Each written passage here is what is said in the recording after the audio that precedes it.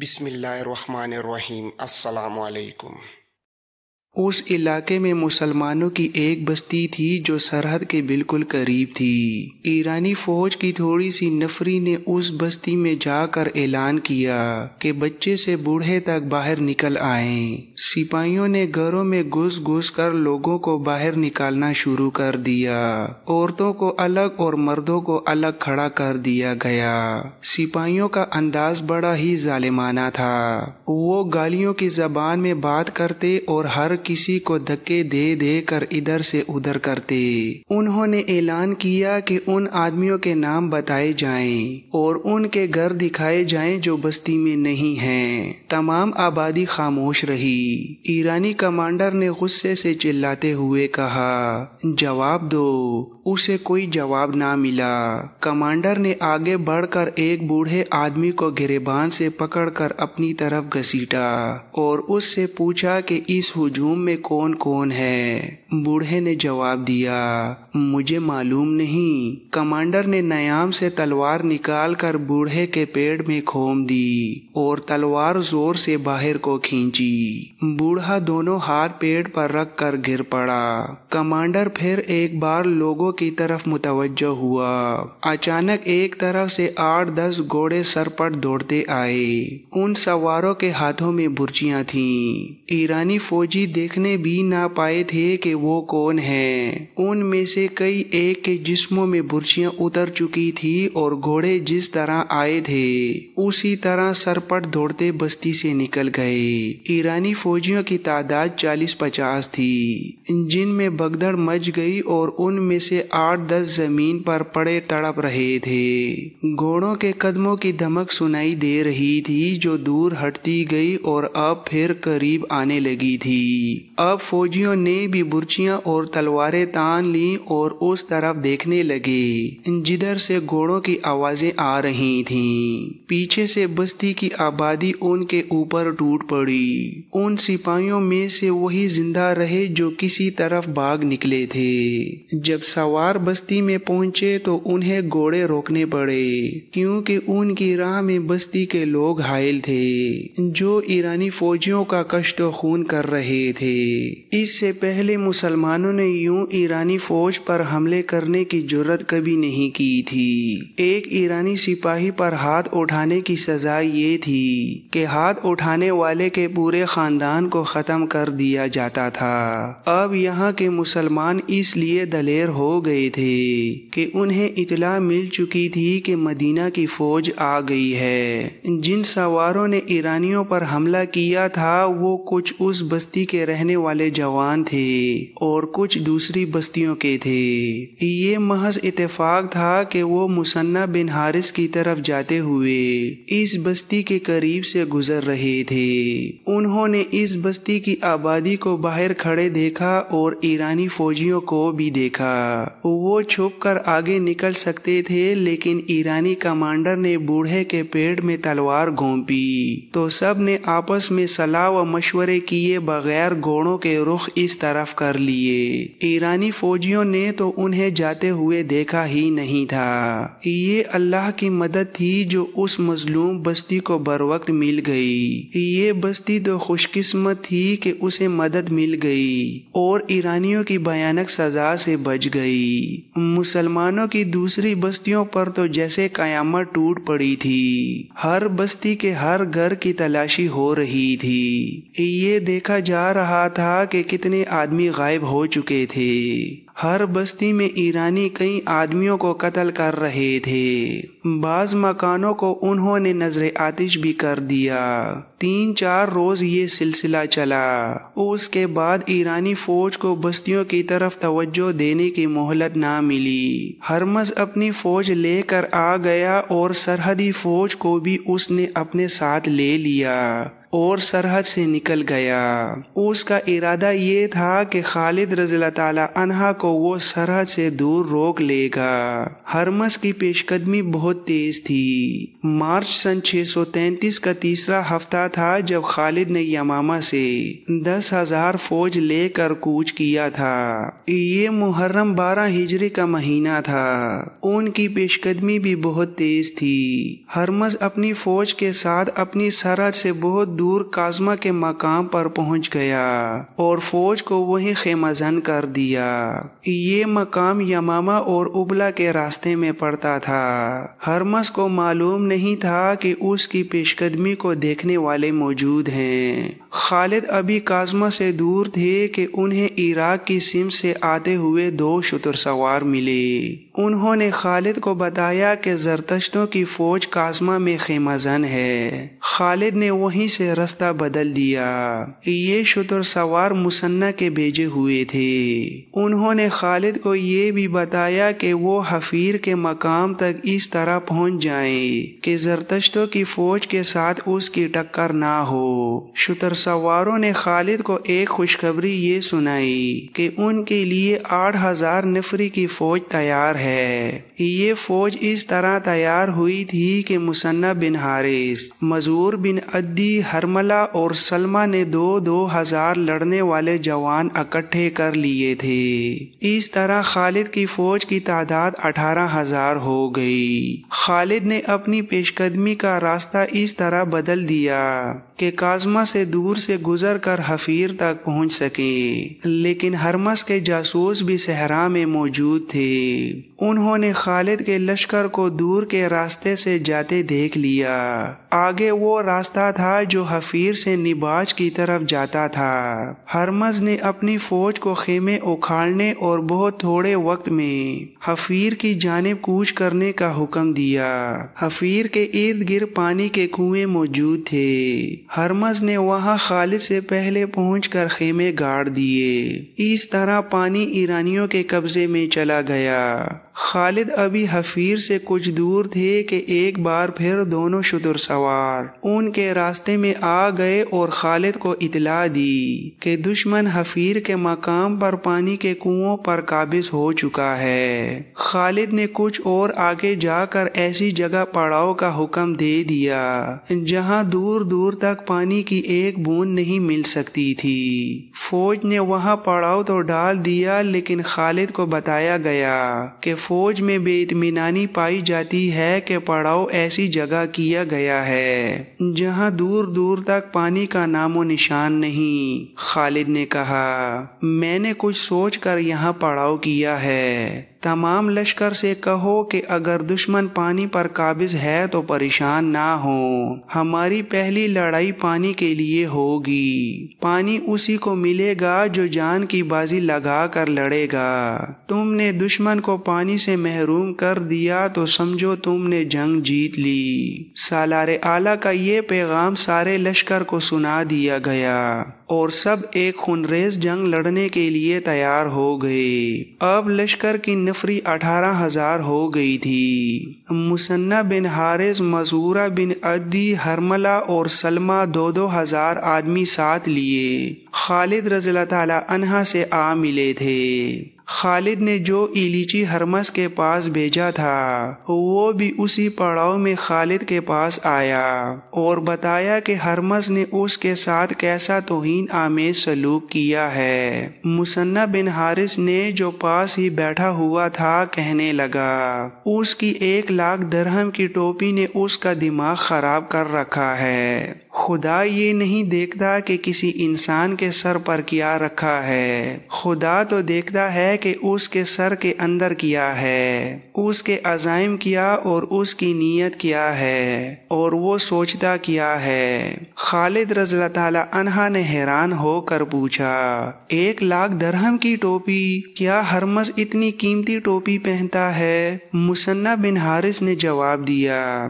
फारिस की शहंशाहत का एक दस्तूर है ہے۔ ان کے ہاں حسب و نسب اور حیثیت کو دیکھ کر اس کے مطابق ٹوپی پہنائی جاتی ہے جو ان کے شہنشاہ کی طرف سے عطا ہوتی ہے۔ زیادہ قیمتی ٹوپی صرف وہ افراد پہنتے ہیں جو اعلیٰ حسب و نسب کے ہوں اور جنہوں نے رعایا میں بھی اور شاہی دربار میں بھی توقیر اور وجاہت حاصل کر رکھی ہو۔ اس وقت ہرمز سب سے زیادہ قیمتی ٹوپی پہنتا ہے، کوئی اور 1,00,000 درہم کی ٹوپی نہیں پہن سکتا۔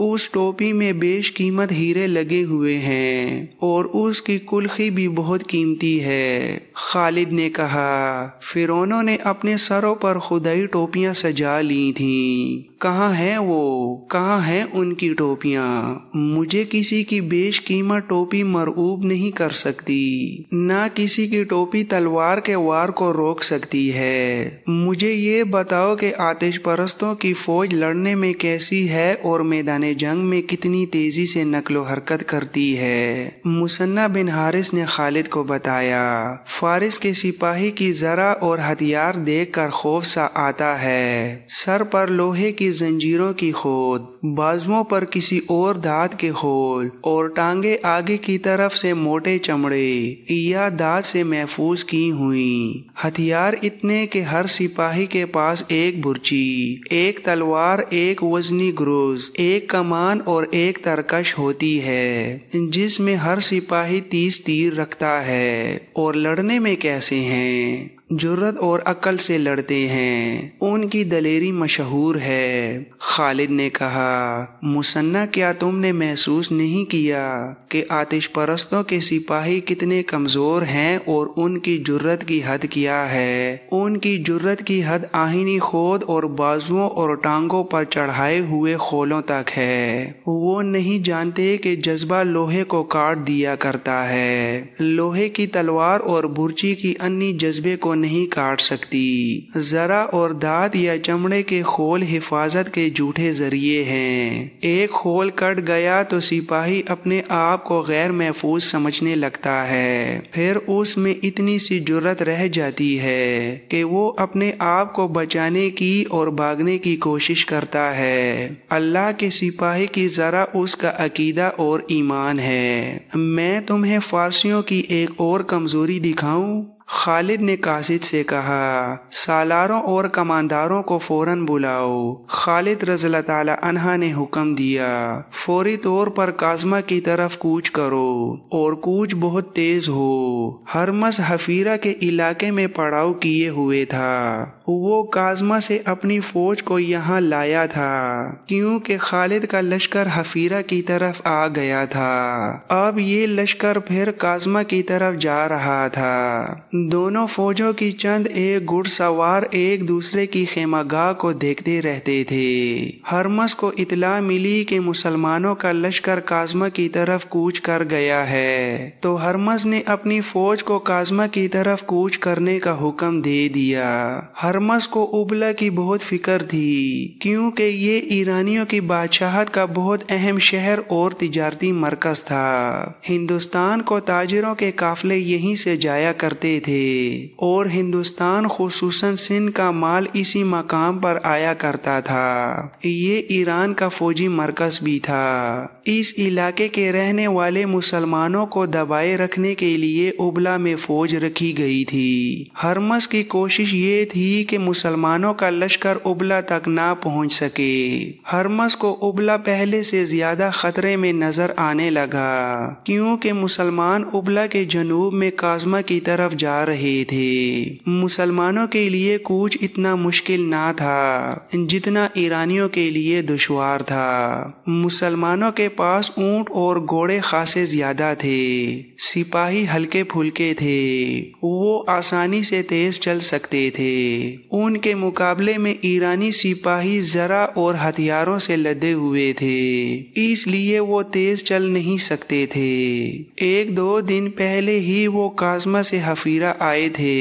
اس کوچ کی تھکن ابھی باقی تھی کہ انہیں ایک بار پھر کوچ کرنا پڑا، اور وہ بھی بہت تیز تاکہ مسلمانوں سے پہلے کاظمہ کے علاقے میں پہنچ جائیں۔ اس کوچ نے راستے میں ہی انہیں تھکا دیا۔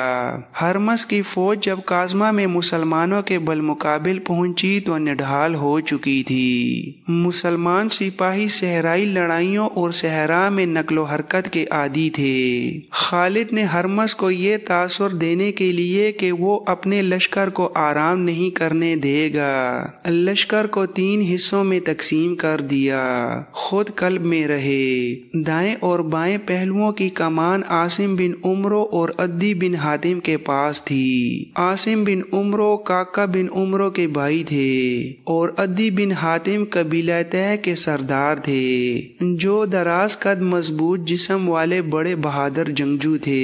خالد رضی اللہ تعالی عنہ کو اپنی فوج کو لڑائی کے ترتیب میں کرتے دیکھ کر ہرمز نے بھی اپنی فوج کو 3 حصوں میں تقسیم کر دیا۔ قلب میں وہ خود رہا اور دونوں پہلوؤں کی کمان شاہی خاندان کے 2 افراد قباز اور انوشا جان کو دی۔ ہرمز دیکھ رہا تھا کہ اس کی فوج پسینے میں نہا رہی ہے اور سپاہیوں کی سانسیں پھولی ہوئی ہیں۔ انہیں آرام کی ضرورت تھی، لیکن مسلمان جنگی ترتیب میں آ چکے تھے۔ ہرمز نے اپنی فوج کی ترتیب ایسے رکھی کہ قازمہ شہر اس کی فوج کے پیچھے آ گیا۔ ان کے سامنے ریگستانی میدان تھا اور ایک طرف بے آب و گیا ٹیلا نما پہاڑیوں کا سلسلہ تھا۔ خالد نے اپنی فوج کو اس طرح آگے بڑھایا کہ یہ پہاڑی سلسلہ ان کی پشت کی طرف ہو گیا۔ اپریل سن 633 کے پہلے ہفتے کا ایک دن تھا جب مسلمان پہلی بار آتش پرس ایرانیوں کے مقابل آئے۔ ہرمز کے ایک سالار نے اسے کہا، اگر خالد بن ولید مارا جائے تو یہ معرکہ بغیر لڑے ختم ہو سکتا ہے۔ مسلمان جو اتنی دور سے آئے ہیں اپنے سالار کی موت کے بعد ہمارے مقابلے میں نہیں ٹھہر سکیں گے۔ ہرمز نے سالار سے کہا، فوج سے کہو زنجیریں باندھ لیں، میں ان کے سالار کا بندوبست کرتا ہوں، سب سے پہلے یہی مرے گا۔ اس نے سالار کو بھیج کر اپنے محافظوں کو بلایا اور انہیں کچھ بتایا۔ زنجیریں باندھ لینے کا مطلب یہ تھا کہ ایرانی فوج کے سپاہی اپنے آپ کو اس طرح زنجیروں سے باندھ لیتے تھے کہ 5 سے 10 سپاہی ایک لمبی زنجیر میں بن جاتے تھے۔ ان کے درمیان اتنا فاصلہ ہوتا تھا کہ وہ آسانی سے لڑ سکتے تھے۔ زنجیریں باندھ کر لڑنے سے ایک فائدہ یہ ہوتا تھا کہ کوئی سپاہی بھاگ نہیں سکتا تھا۔ دوسرا فائدہ یہ کہ ان کے دشمن کے گھڑ سوار جب ان پر حلہ بولتے تھے تو سپاہی زنجیریں سیدھی کر دیتے۔ زنجیریں گھوڑوں کی ٹانگوں کے آگے آ جاتی اور گھوڑے گر پڑتے تھے، لیکن زنجیروں کا بہت بڑا نقصان یہ تھا کہ ایک زنجیر میں سے بندھے ہوئے سپاہیوں میں سے 1-2 زخمی یا ہلاک ہو جاتے تو باقی بے بس ہو جاتے اور دشمن کا آسان شکار بنتے تھے۔ اس جنگ کو جو ہرمز اور خالد رضی اللہ تعالی عنہ کے درمیان لڑی گئی، جنگ سلاسل یعنی زنجیروں کی جنگ کہتے ہیں۔ مسلمانوں نے جب یہ دیکھا کہ ایرانی اپنے آپ کو زنجیروں سے باندھ رہے ہیں تو وہ حیران ہونے لگے۔ کسی نے بلند آواز سے کہا، وہ دیکھو فارسی اپنے آپ کو ہمارے لیے باندھ رہے ہیں۔ خالد نے بلند آواز سے کہا، فتح ہماری ہے، اللہ نے ان کے دماغوں پر مہر لگا دی ہے۔ خالد نے کچھ سوچ کر قازمہ سے حفیر اور حفیر سے قازمہ کو کوچ کیا تھا۔ وہ فائدہ انہیں نظر آ گیا تھا۔ ہرمز کی وہ فوج جو زرہ اور ہتھیاروں سے لدی ہوئی تھی، لڑائی شروع ہونے سے پہلے ہی تھک گئی تھی۔ خالد نے ایرانیوں کو آرام کی مہلت ہی نہیں دی تھی۔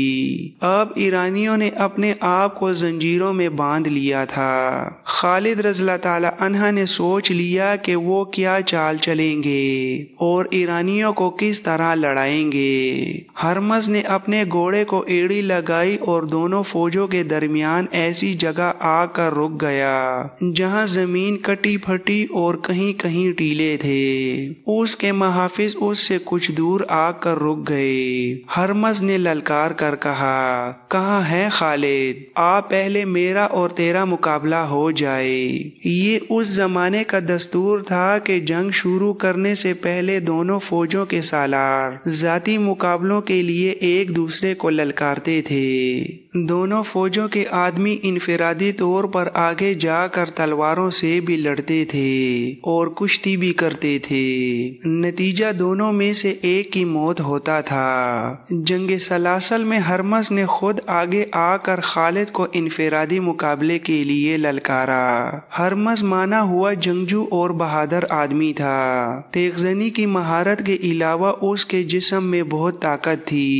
खालिद रज़ियल्लाहु ताला अन्हा की उम्र 48 साल हो चुकी थी। वो जंगी चालों के माहिर थे।